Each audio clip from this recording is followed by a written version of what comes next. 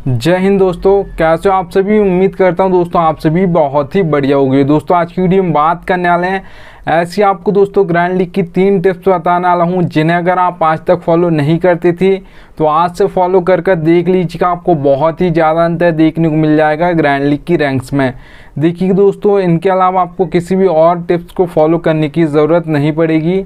तो देखिएगा दोस्तों, आगे बढ़ूँ उससे पहला बोल रहा हूँ, अगर आप टेलीग्राम पर नहीं जुड़े हो तो याद से जुड़िएगा, क्योंकि दोस्तों फैंटेसी में आपको 100 से ज़्यादा चैनल्स देखने को मिल जाएंगे।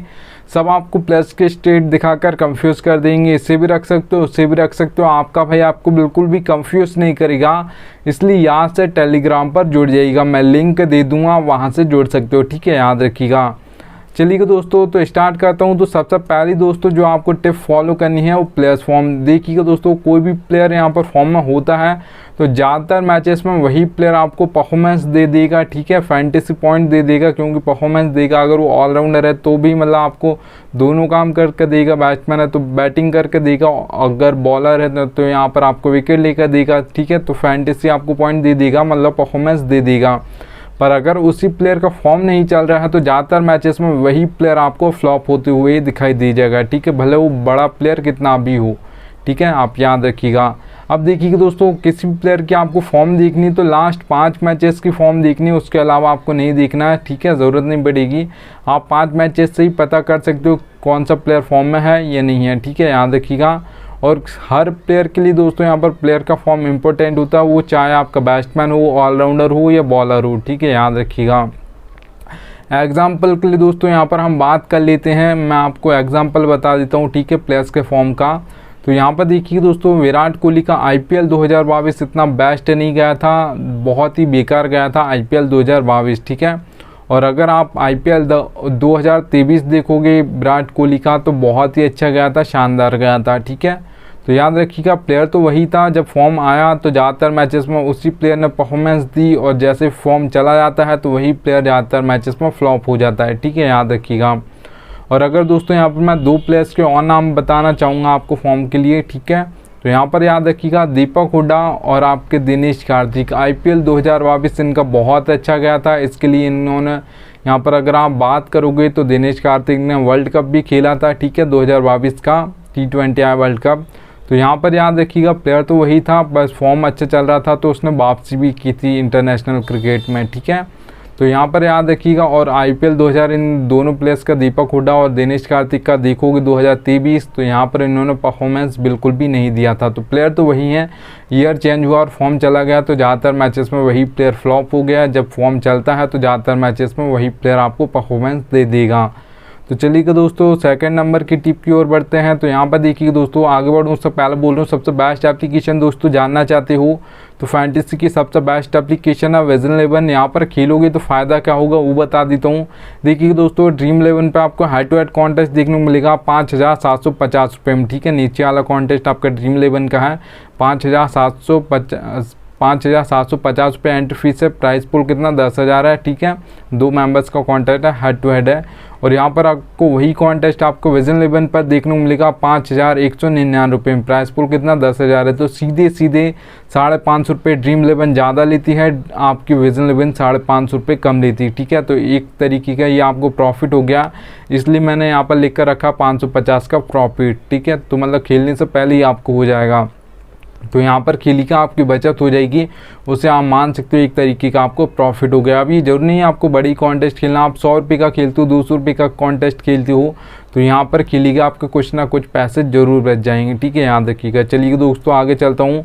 तो सेकंड नंबर की हम टिप की बात करते हैं। तो यहाँ पर आप दोस्तों देख पा रहे होगे पिच रिपोर्ट। पिच रिपोर्ट दोस्तों आपके T20 और ODI मैचेस के लिए इंपॉर्टेंट होती है, टेस्ट मैच में भी होती है, पर यहाँ पर दोस्तों याद रखिएगा, क्योंकि यहाँ पर आपको बॉल्स काउंट करके दी जाती हैं तो यहाँ पर आपको सेट होने का टाइम नहीं मिलता है, ठीक है। और यहाँ पर आपने देखा होगा दोस्तों, टॉस कोई भी कैप्टन जीतता है तो बॉल फर्स्ट करता है। और अगर आप देखोगे टेस्ट मैच में तो वहाँ पर 50-50 चांस होता है, बॉल फर्स्ट भी कर लेते हैं कभी और कभी बैट फर्स्ट भी कर लेते हैं, ठीक है। पर यहाँ पर आपने देखा होगा 90% चांस होता है कि वो बॉल फर्स्ट ही बोलेगा, चेस करना पसंद करेगा कोई भी कैप्टन।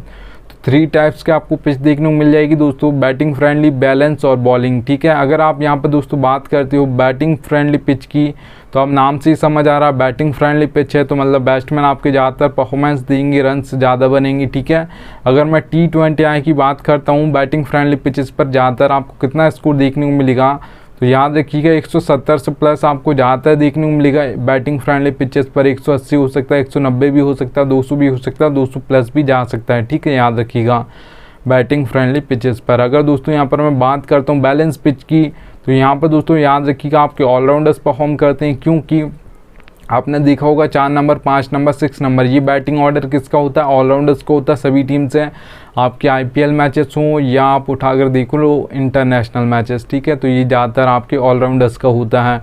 अगर आप दोस्तों यहाँ पर देखोगे तो बैलेंस पिचेस पर जो टॉप ऑर्डर है आपका वो फ्लॉप हो जाता है, इसलिए यहाँ पर आपके बैलेंस पिचेस पर जो सबसे ज़्यादा फैंटेसी पॉइंट देते हैं, ये बोल सकते हो आप सबसे ज़्यादा परफॉर्मेंस देते हैं, वो आपके बैलेंस पिचेस पर आपके ऑलराउंडर्स देते हैं। ठीक है, क्योंकि 4 नंबर, 5 नंबर इनका बैटिंग जल्दी आ जाता है, उसके बाद ये आपको बैटिंग से भी थोड़ी बहुत पॉइंट दे देते हैं और एक आध आपको विकेट लेकर देते हैं। तो सबसे ज़्यादा फैंटेसी पॉइंट कौन देते हैं ऑलराउंडर्स पर, यहाँ पर बैलेंस पिचेस पर वो आपके ऑलराउंडर्स देते हैं। तो याद रखिएगा बैलेंस पिचेस पर आपको जो ज़्यादातर स्कोर देखने को मिलेगा दोस्तों, वो आपको देखने को मिलेगा 150 से लेकर 170 के बीच में। ठीक है, 160, 165 ज़्यादातर देखा जाता है बैलेंस पिचेस पर। अगर दोस्तों यहाँ पर मैं बात करता हूँ बॉलिंग पिच की, तो 2 टाइप्स के तो सबसे पहले हमारे बॉलर्स होते हैं दोस्तों, याद रखिएगा। ठीक है, एक स्पिनर्स होते हैं और एक आपके पेसर्स, जिसे आप फास्ट बॉलर्स बोलते हैं। ठीक है, तो सबसे ज़्यादा जो विकेट लेते हैं आपके पेसर्स लेते हैं, क्योंकि वो आपके पावर प्ले में बॉलिंग करते हैं, उसके बाद आपके डेथ में करते हैं। और आपके जो स्पिनर्स होते हैं वो मिडिल ओवर्स में करते हैं। बहुत ही कम ऐसे स्पिनर हैं जो एक आध ओवर कभी कभार यहाँ पर डेथ में डालते हैं। आपके राशिद खान ज़्यादातर डेथ में डाल देते हैं 1 ओवर। ठीक है, याद रखिएगा।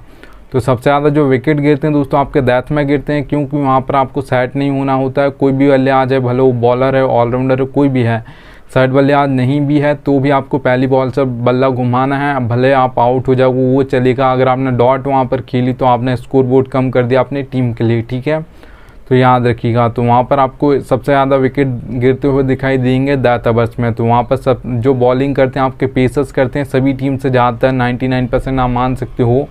तो याद रखिएगा दोस्तों, जो सबसे ज़्यादा जो हैट्रिक्स भी ली जाती हैं वो डेथ में ही ली जाती हैं, इसलिए याद रखिएगा। ठीक है, तो यहाँ पर आपके पेसर्स विकेट लेंगे। और जो आपकी बॉलिंग पिचेस पर दोस्तों जो T20 में ज़्यादातर आपको स्कोर देखने को मिलेगा, वो याद रखिएगा दोस्तों 130 से लेकर 150 के बीच में आपको ज़्यादातर देखने को मिलेगा। ठीक है, 140, 145 ज़्यादातर देखा जाता है बॉलिंग पिचेस पर स्कोर बोर्ड। ठीक है, याद रखिएगा।